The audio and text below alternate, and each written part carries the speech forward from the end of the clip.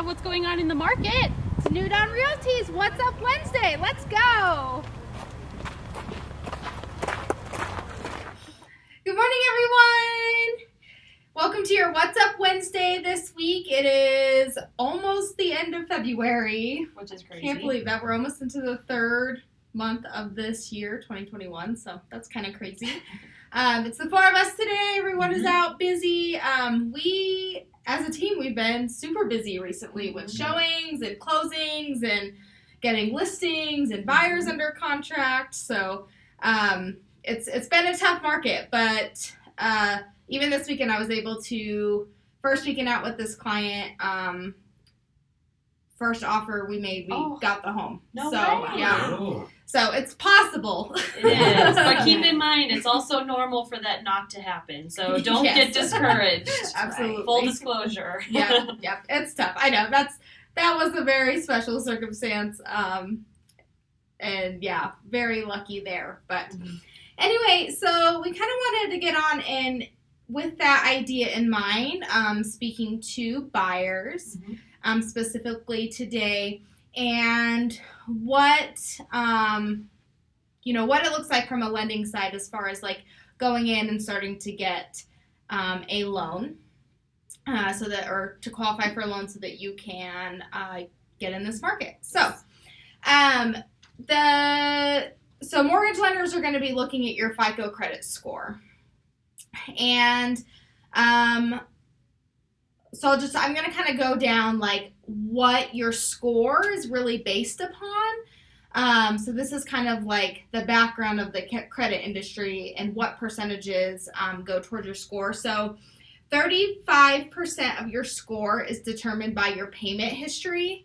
So on credit cards, other loans, car loans, stuff like that. Are you paying on time, and do you consistently pay those on time? 30% of your score is determined by your amounts owed. So this is talking about the percentage of your credit that's being used. I think the general rule of thumb is try not to go over 30% usage of your credit limit. So if that's $1,000, if your credit card's for $1,000, try not to go over that 300 mark too often. And if you do, pay it down as soon as you're able to. 15% of your score is determined by the length of your credit history. So how long you have had credit accounts open. And that you can't necessarily control. Credit's definitely a tricky thing, but so but it's a small percentage that determines your score there. But that's also why they say don't cancel any unused cards if you're thinking about going through the process of getting approved for a loan, because you will take a hit by closing those cards even though you're not using them. It's kind of like, what's the better of two evils? So just keep it there until you close on a house. Yeah. And you don't necessarily have to use it, but just keep it open so that you have that longevity. It doesn't count against you. 10% of your score is determined by your new credit. This just means what recent new accounts you've opened and how long it's been since previous credit inquiries. So that's 10% of your score. And then the last 10% of your score is determined by types of credit used. Have some variety. Yeah, have some variety, and different loans have more. Like student loans actually don't have much of a pull, especially when like lenders, like whether for a house or for a car or whatever, for whatever reason, student loans don't have as much of a pull as like a car loan or credit cards or another loan or mortgage or whatever. So some things to keep in mind.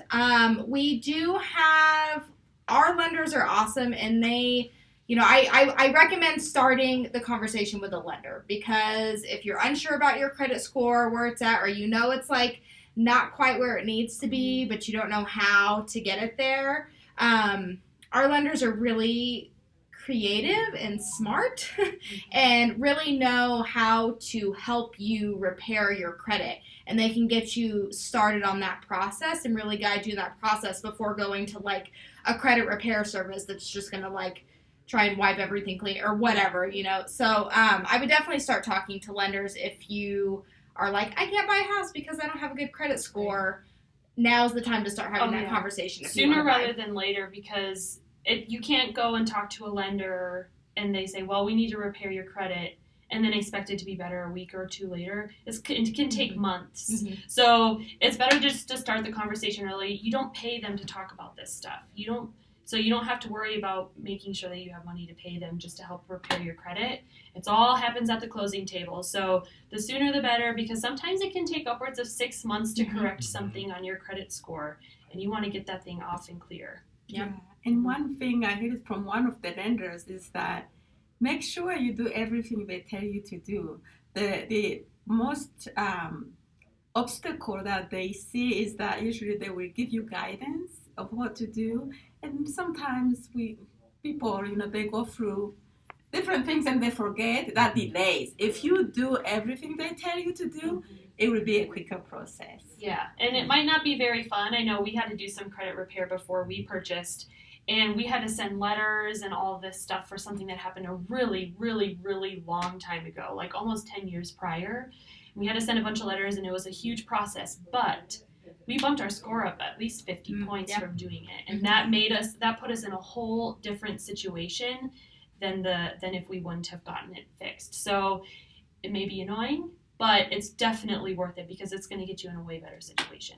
And what that does, the better your score is, so one, there's like a minimum score you have to have, usually around that 640-ish range, in order to qualify for the loan. But then the better your credit is, the better rate you get as far as your interest rate goes. So that's where that really becomes important. And then depending on what interest rate you have, that can increase or decrease your purchasing power. So how much house you can go for. So definitely important stuff to know. We are here to help guide you through that and provide you with resources. Yes, we sell houses, but it's way more than that. So let us know if you guys have any questions. And yeah. Is that it for today? Don't forget to like, subscribe, comment, share, engage, YouTube, Facebook, Instagram. We are all over the social media. So we would love to see you there. And regardless, we will see you next week on What's Up Wednesday. Bye, everyone.